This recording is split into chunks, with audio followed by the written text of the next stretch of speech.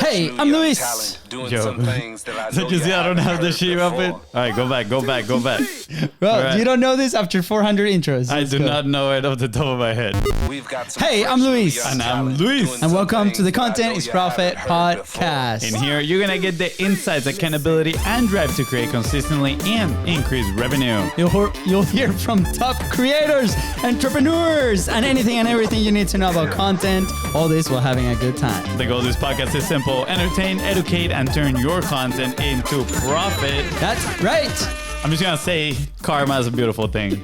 You're like, you don't know this after 400 episodes, and you come and... I got all confused. I've said all like the last 50 off the top of my head. But anyways, today, guys, what are we talking about today officially? Guys, today, we're going to help you become a better storyteller. So make sure you listen all the way to the end because we're going to be sharing some of our favorite rules of storytelling by the one and only, one of the best companies in storytelling in the world. We're going to share a little bit more on that. But before that, what do they need to do?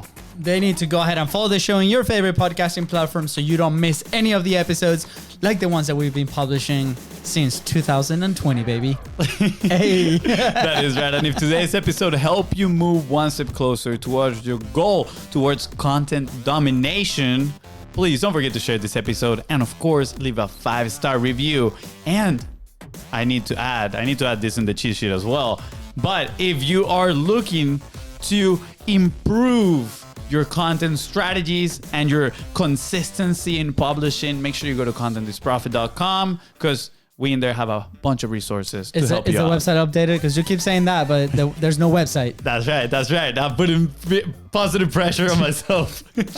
There's been positive pressure in this thing for like a month already. So. No, it's been like 3 episodes, but I'm putting positive pressure. So if you go to the website and it's not there, make sure you send me a message at FONZI Creates and I'll send you all the stuff. Add me, LUISDA Camejo, in that conversation and I'll send you a free gift because of that, right? And it's going to come out of FONZI's pocket. Right. But anyways, people want to learn how to become a better storyteller. So let's get this party rolling. Okay, so what's the company? All right, so the company is Pixar. And, I mean, you probably have seen some of their movies, and they're some of the best movies out there. We love animated movies. I'm a total geek for animated movies. I cry in almost all of them. But in part, it's because of the storytelling, right? Like the stories behind the whole thing, they're just captivating. They keep you engaged, and then they keep people talking for years. They also keep your kids talking about them for years and singing for years. But that's not just the kids. Every time I go in my car, boom, Moana. Yeah, Frozen. Yeah. I was about to start singing that down, but copyrights. We don't want to get in trouble. But where do this storytelling rules come from? Well, there was a tweet that came out in 2011 by Emma Coates, and she shared these 22 rules of storytelling by Pixar. And that tweet went viral. There's been plenty of articles about it. But what we decided to do, since 22, it's a very long number, we picked each or top 5 rules. Top three. Oh, top 3, right? That's right. Or top 3 each. And I don't know what my brother picked. He doesn't know what I picked. And at the end, I actually have a surprise that you don't even know what it is. But fun. We're going to have a surprise at the end of the episode as well. So why don't we start with your first one? My first one. Okay. So the first one I picked, and how my process was, I read through it. I tried to look at it through a lens of obviously content production, which is, what we do, and business management, right? So again, for all B2B people out there, I think this is applicable. I had a list of 6 and now narrowed down to 3. So here we go. The first one is rule number 3 on that sheet, right? So trying for theme is important. However, you won't see what the story is about until you're at the end of the story. Got it? Now rewrite it, right? So the reason I picked this is because a lot of people that we've helped in the past or conversations that we had online that are starting to publish, right, as that attractive character or, their teams, right? They're trying to put something out there.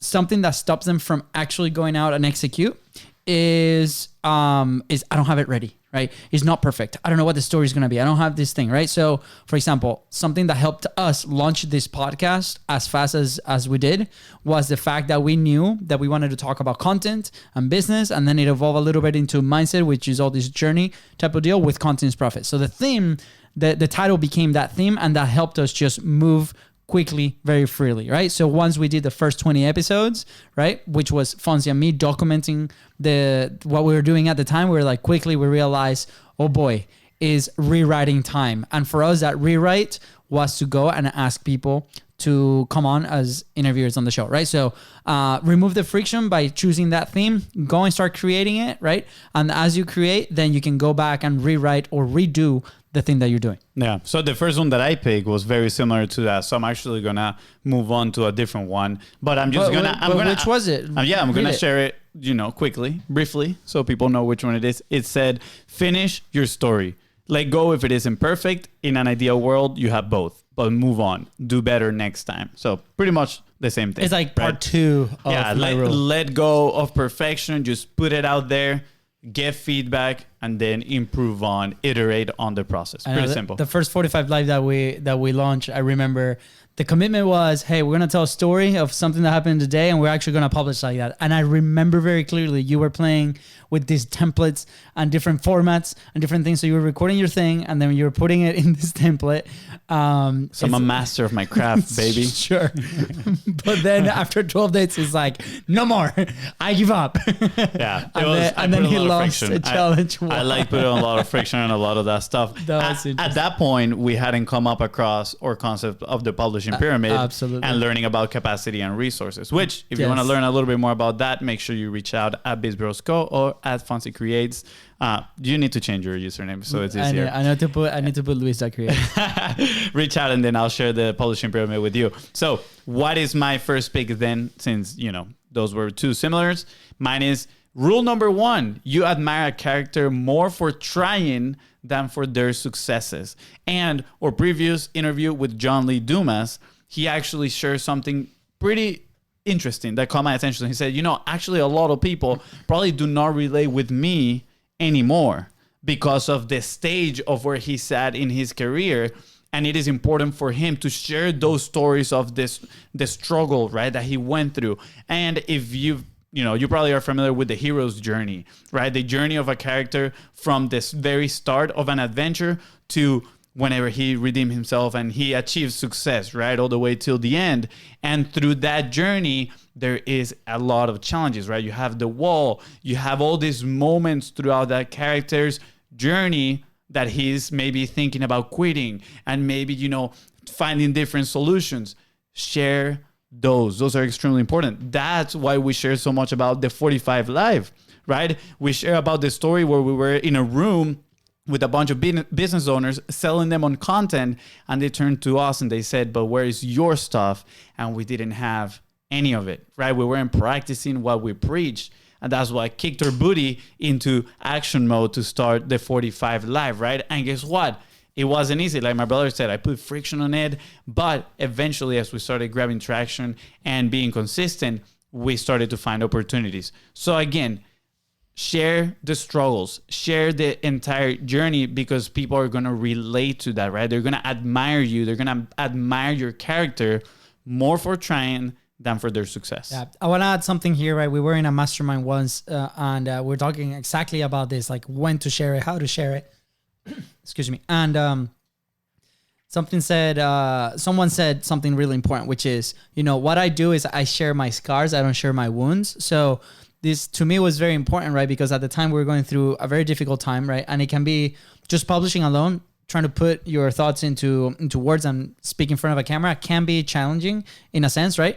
And that's what we're trying to put in the reps, right? But there were certain parts of our life for the business that are not ready to share, right? So I think for me, there was a big realization moment where like, okay, this things happened about a year ago or 6 months ago, and it's something that we overcame or is something that we're overcoming now, but we feel a little bit more comfortable in sharing that information. And that's when we will share that story. So if that helps you remove the friction into sharing those vulnerable moments, go ahead. To me, that was a very important day because I was able to differentiate from both, because if it's something that from my insight is hard to share, I'm not going to do my best job in front of that camera, and hence I'm not going to be able to help maybe the people that I really want to help. So to me personally, that was a big one.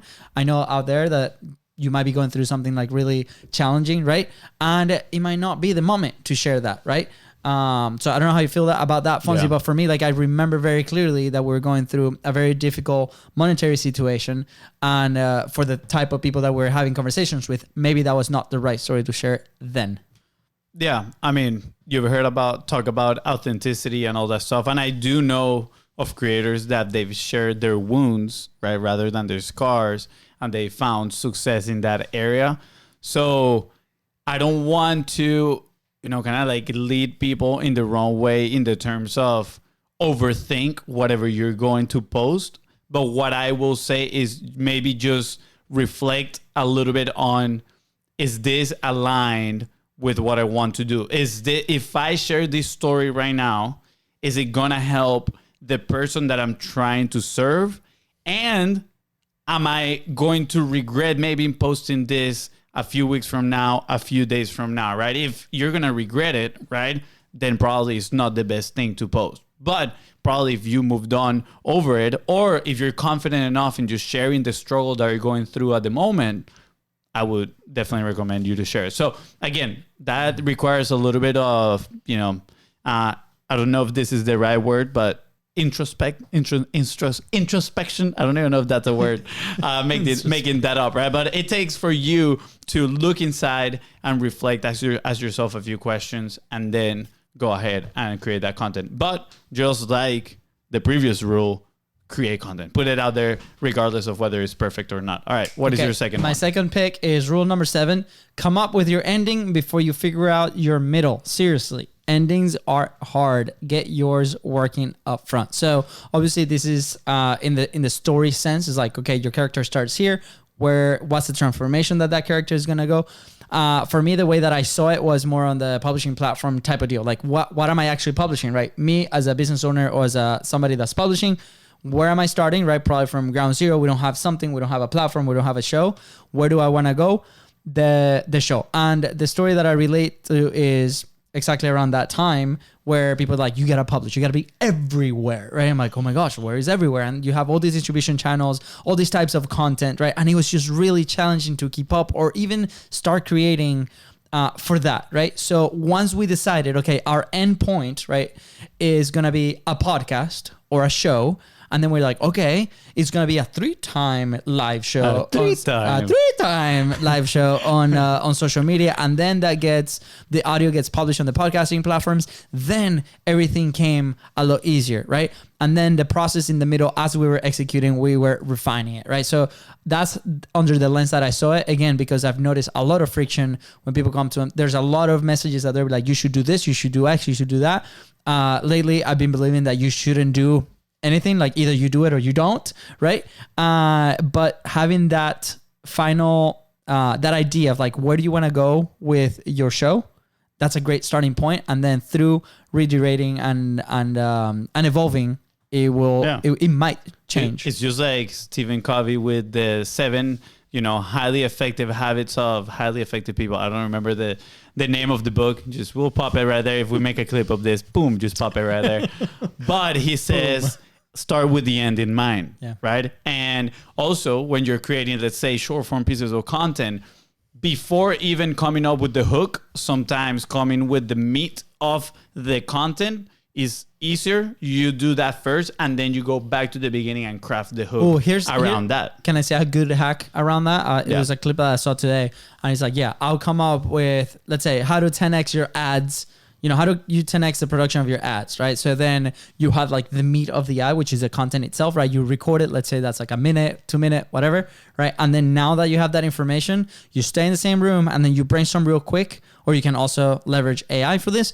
And then it will be like your first 10 hooks. So then you record your first 10 hooks, and now you have 10 different pieces of content with the same meat, different hook, and then you can start testing. Yeah, that's a pretty good idea. This is a little bit of a tangent, but I just came to this thought when we were talking about, starting with the end in mind. I was like, I wonder, my mind started going crazy. And this is a little bit of internal dialogue right now. But I was like, are you telling me that in Harry Potter, they already knew the ending like this? And I was like, yeah, probably yes, right? And then I was like, what about the Lord of the Rings, right? If you haven't seen the Lord of the Rings, lower the volume right now because this is going to be a spoiler alert. Frodo and Sam obviously end up destroying the ring. I was like, okay, so she started this story saying this guy did Tolkien. He did Tolkien. Sorry, it definitely makes Harry Potter and Lord of the Rings. So Tolkien started the story saying, okay, they're gonna go on an adventure. They destroy the ring, and then I was like, guess what? There's like mini stories in between the big story, because it's when they go from the Shire to place number 1, right? Or from the Shire to Gondor or Rohan. They actually went to Rohan first. So to Rohan, okay, well, what are the struggles that happened there through that? Then from Rohan to Gondor, what are the struggles that happen in that? That's a mini story, right? So that's a little bit of a internal dialogue that happened literally right now in like 30 seconds. Okay. As going that. But I think that illustrates how you can turn a long form piece of content, let's say podcasting, right? The goal for us was, let's teach them these lessons of Pixar storytelling. Okay, how are we going to do that? What, instead of sharing all 22, we pick the most valuable? What if we each pick the most valuables, right? And then once we have them, what are the tiny stories that we can include and lessons under each of those, 22 rules content, and laws. Hashtag content inception. I know. And again, like relating it back to, let's say you have a podcast, right? Or you have like this YouTube channel, and the same thing is like, this is how we optimize for time and production, right? You have a framework like that where you're like, okay, my episode is 30 minutes and we're going to go through 5 rules. That means that each rule is going to be around X minutes, right? And each rule is going to have a story. Now you have a roadmap for your team to go and produce that episode in a very effective way and get the micro clips out of it, right? So, studio. That's pretty good. That's pretty clap good for that. This is, Jose, this is a massive clip. I know. Put it out there. I didn't pick this rule, but just so you guys know, one of the laws in there from Pixar about storytelling is to embrace inner dialogue, which is what we just did. We embraced inner dialogue, and look, the golden boulder that came out. Content inception. All right. And my second one is rule number 10. Pull apart the stories you like. What you like in them is a part of you. You've got to recognize it before you can use it. Obviously, again, this is part of like a story, but I see it with the eyes of feedback, listening, right? And we mentioned plenty of times that creating content is about putting output and then receiving input, right? Evaluate it again and then go at it again. What are the things that are performing better that people want to hear about? Do more of that, right? And that is a big challenge that people have, because a lot of people want to say, but I want to say this. Well, guess what? At the end of the day, what matters the most is what people want to listen. Yes, there's a lot of content, and we've actually going to do an episode on this, right? On creating intrinsically and kind of like that overlap with the data. But you need to be listening to the feedback that is coming from outside, so you can, you can realize what is that content that is resonating the most and create a little bit more of that. Yeah. So tactically, like, how will you execute on something like this, right? Like there's, we talked about this with... Why don't you share how do we do this with the podcast? You actually told me you were actually going through it today. Like this morning? Yeah. Okay. So how do we do it with our podcast? We obviously record long form content, right? Out of this, we select either ideas based on personality, being polarizing, being funny, like value. These are like the main things that our team goes and then pulls that. And then from those clips, they get distributed, right? And then we go back and look at the data. The tool that we use for this is Metrical lately, as in like the last month or so. And then we're going to be able to rank. We're going to be able to see like what are the top clips that people are looking at in whatever platform. And keep in mind, this is not running ads. This is on the organic side. On the paid ad, then you can speed this up and be probably a little bit bigger. But anyways, same concept, right? And then you grab like those 2, let's say top 2 clips that you did. And then you can run the transcript and you can create a YouTube script. So then you can create a YouTube specific clip, or right? You can run ads to those clips that already got tractions because you know that they worked and resonated, and then you can retarget the people that I think I should have been a little more specific with my question. That works. That's great. But obviously, I don't want to overwhelm people that are listening. But what I was referring to was when you were sharing the data about the podcast, right? That you're like, oh, look at these later episodes that we've recorded. We have like 80%, 90% retention on the podcast episodes, that is right? Totally your fault. You should have asked the right question. Yeah. Okay, so if we go there, let's say podcast specific, right? We use a software called Chartable, where we actually can see like how long people stay listening to our podcast, right? Or when do they fall off? And the ones that what's your take have been great feedback. We've actually gotten DMs on those episodes as well. People telling us that, you know, it was a great idea and then they applied it, or something very positive, right? But the retention has been like 85% and 93% on those episodes versus some other types of episodes that are 50%, 60%, right? And now we're like, okay, that's an indicator. Let's be honest. Interviews don't have the best retentions. That's correct. The solo episodes are all bangers. Let us know in the DMs. Like, do you want more solo episodes? Do you want more interviews? What are you liking? What are you enjoying? But anyways, that's a good example of indicator just in the podcast specific. So you got 2 examples. The first one can be a little overwhelming. Don't tackle it if you are not doing that already. On the podcast side. Or if you need help with it, just contact us at BIZBROS Co on Instagram or FONZI Creates. That's right. All right. Your pick 3. I never show your Instagram. All right. When you change your handle, I'll share it. All right, guys. Oh no, it's your turn. Was it your third one? My third one? Yeah. I always go first. Yeah, exactly. Okay. Sounds good. Better people best go for first. last. Okay. My next rule is rule 17. No work is ever wasted. If it doesn't work, let go and move on. It'll come back around and be useful later. So again, this comes back to content that's already published. That's okay. It's out there, right? There's different levels of social media. For example, Twitter is very fast paced. So you can test a lot of ideas there, right? Something that resonates, you can grab and start creating on a different channel, for example. At the same time, if you are starting a process or starting to create a type of content and then for some reason there's no capacity, there's no team, it's just too hard to produce, right? For example, when we first started podcasting, we did a show a year before Contents Profit was released, and we had 5 different tries on episodes, and it was never produced. It didn't work. But guess what?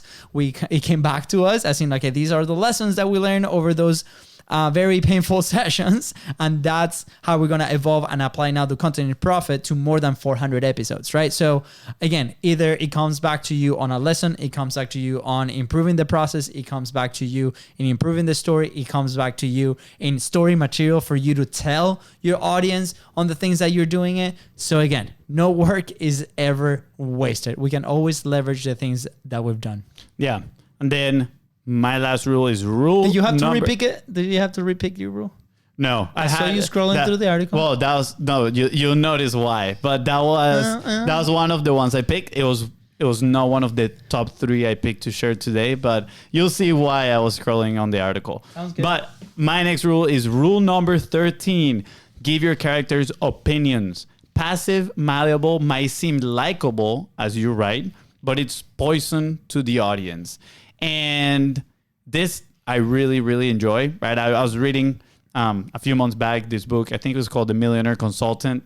And in there, they talk about being an expert or being the expert. And the experts share their opinions, right? And they don't mind being polarizing. So in the context of content, you need to be comfortable sharing your opinions about topics, right? One of the new series that we noticed that is grabbing a lot of traction in the podcast is What's Your Take, right? Where we give our opinions about very specific topics. And if you are the expert, right, the leader of your community, people want to hear your opinions. So you need to get comfortable sharing them, right? Now, when you're writing on all that stuff, guess what? It also helps you to be relatable with people. When you're speaking on camera, it helps you be relatable with people, and it's going to help you attract the people that really want to be part of your community, and is going to expel the people that are not part of your community, that they don't really want to be there.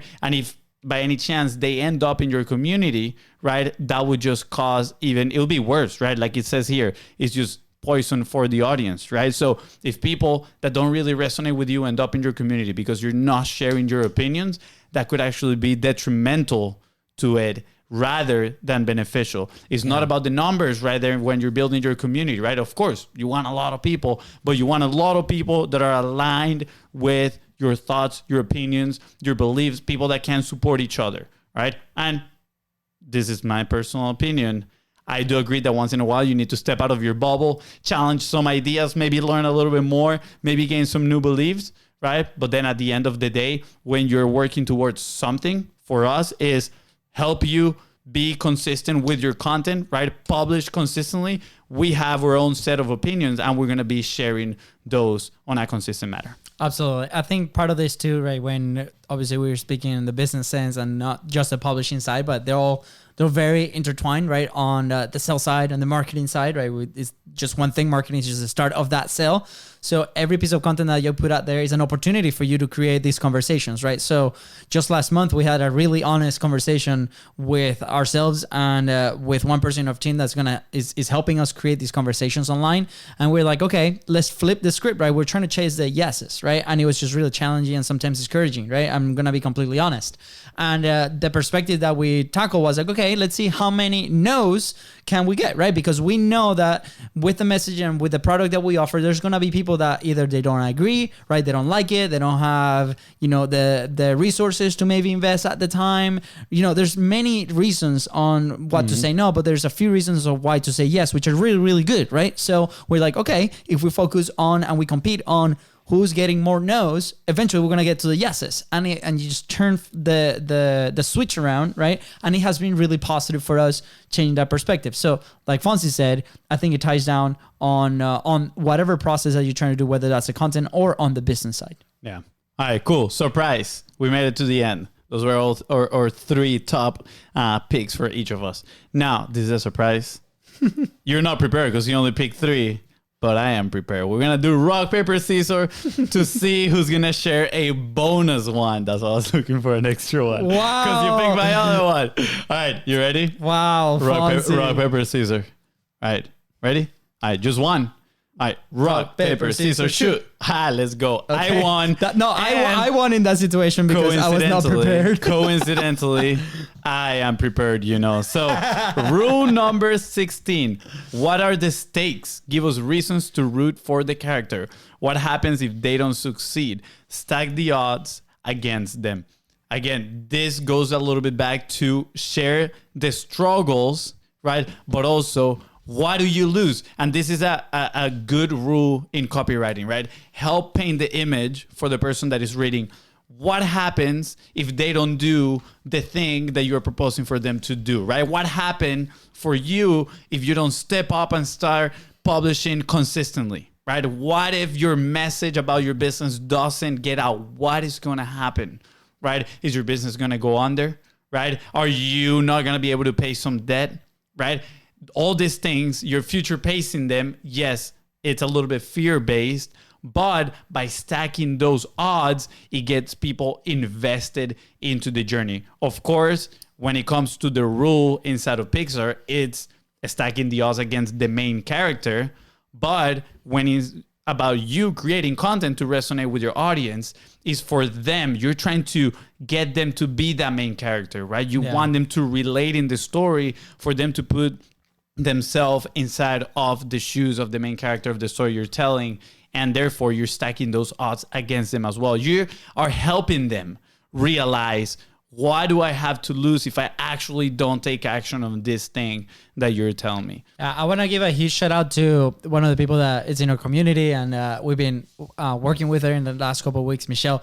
And she has an amazing store where they sell cannabis products, right? And she's a big believer in that. She's seen the change in her, in her mother, and it's been incredible, right? Like the journey that they've gone through. And one of the struggles was to actually start publishing and then let alone be consistent.